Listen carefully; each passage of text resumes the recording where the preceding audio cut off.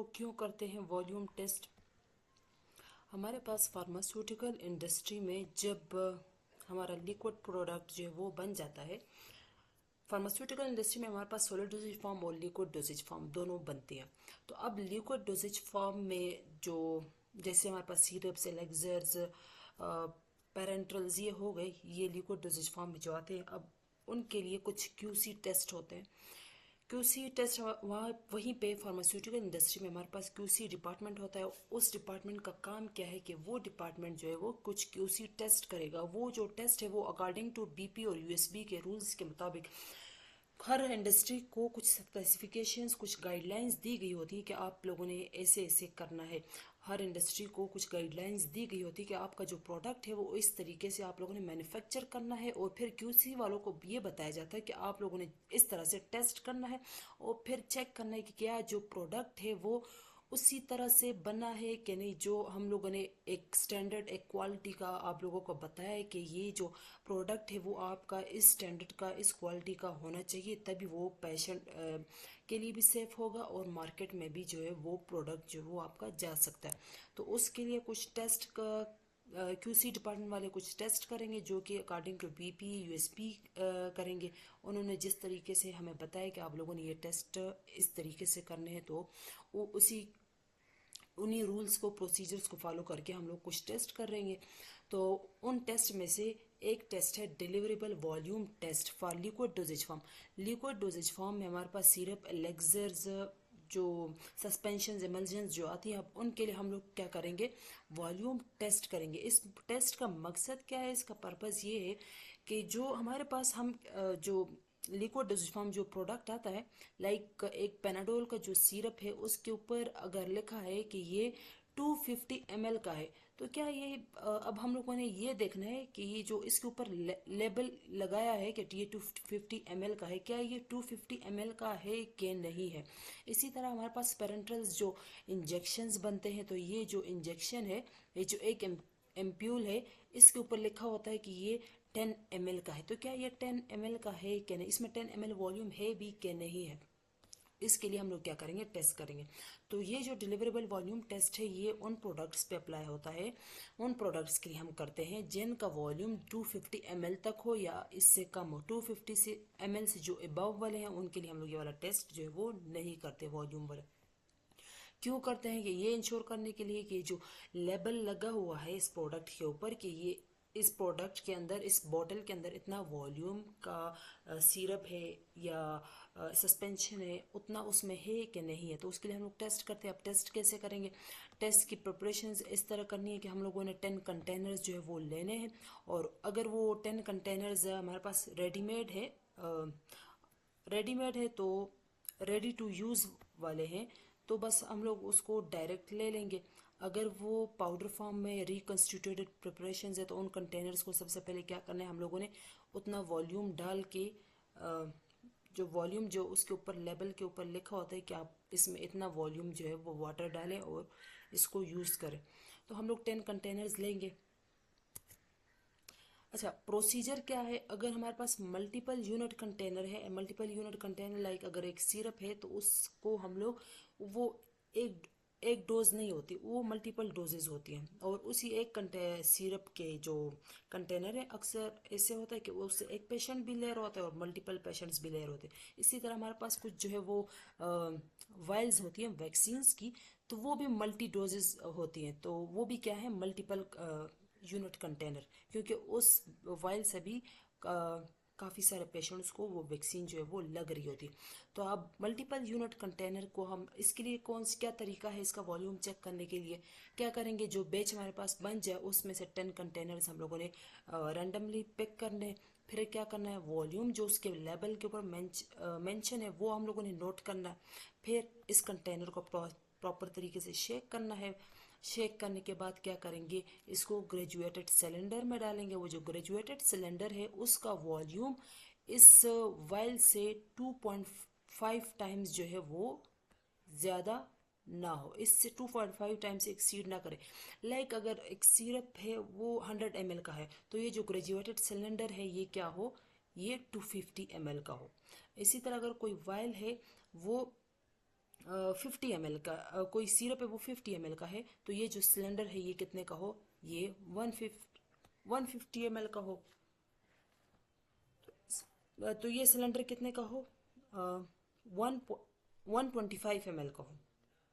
अगर एक वायल है वो 10 ml का है, तो ये जो सिलेंडर है ये कितने ml का हो, ये 20 20.5 ml का हो।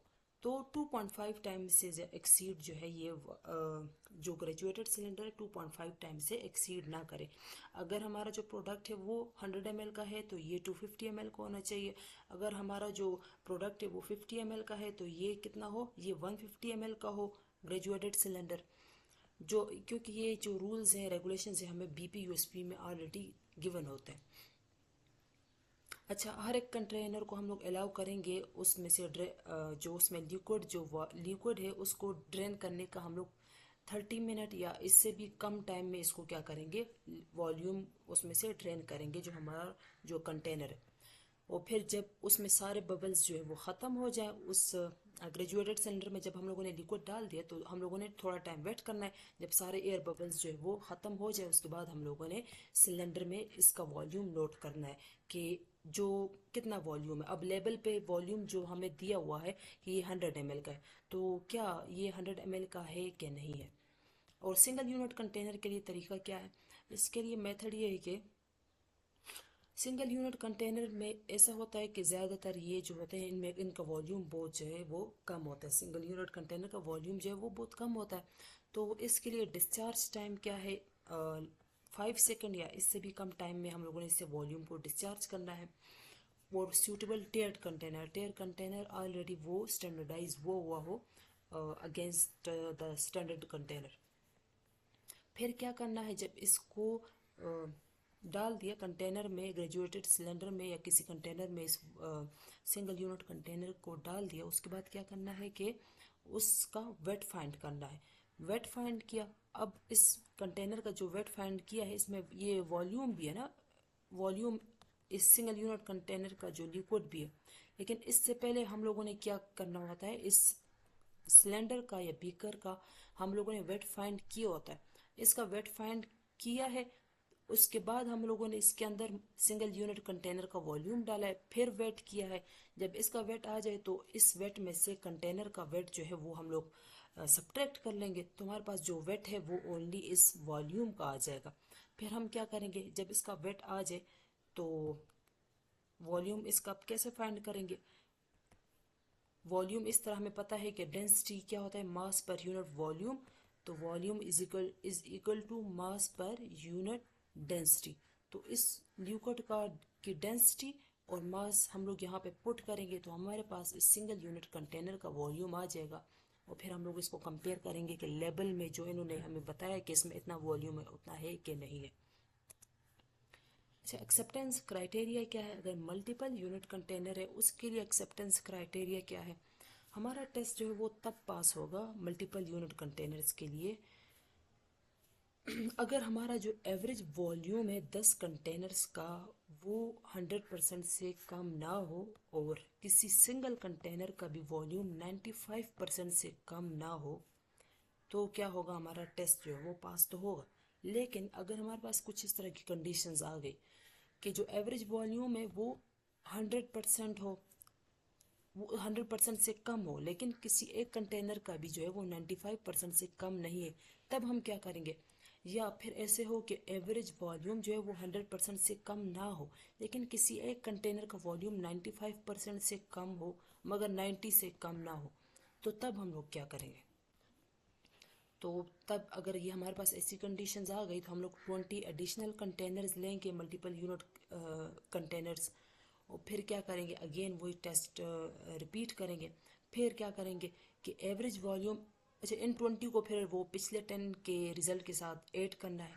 फिर हम लोगों ने क्या करना है कि इन 30 कंटेनर्स का जो एवरेज वॉल्यूम हम निकालेंगे और फिर उसका देखेंगे कि इन 30 कंटेनर्स का जो एवरेज वॉल्यूम है वो क्या हो, वो 100% से कम ना हो और वॉल्यूम किसी एक सिंगल कंटेनर का भी जो है वो 95% से तो कम हो, एक एक से ज़्यादा का ना हो। अगर एक से ज़्यादा का 30 में से एक से ज़्यादा का ना हो 95% से कम।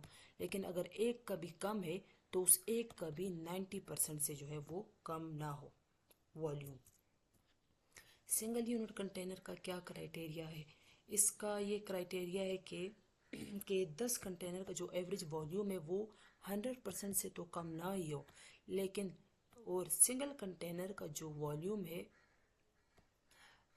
वो 95 टू 110% इस रेंज में हो, 95% टू 110।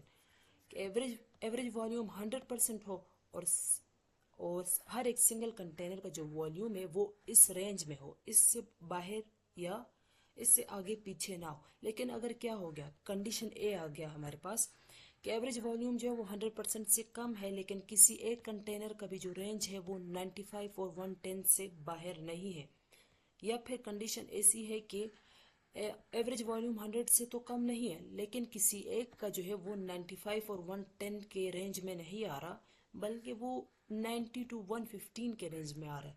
तो तब हम क्या करेंगे, उसी तरह हम लोग लेंगे 28 कंटेनर्स और लेंगे और फिर उस पे उसी तरह का टेस्ट परफॉर्म किया अगेन, और 20 वाले रिजल्ट को पिछले 10 में ऐड अप किया, और फिर इन 30 कंटेनर्स का जो एवरेज वॉल्यूम है वो हमने देखना है कि एवरेज वॉल्यूम इन 30 का 100 से कम ना हो, और किसी सिंगल और 30 में से एक कंटेनर का जो रिजल्ट है वो 90 एक से ज़्यादा का 95 टू 110 से बाहर ना हो, इस रेंज में हो। और अगर एक का भी इस रेंज से चलो बाहर आ गया, लेकिन उसका भी जो रेंज है वो 90 टू 115 से बाहर ना हो, इस रेंज में हो।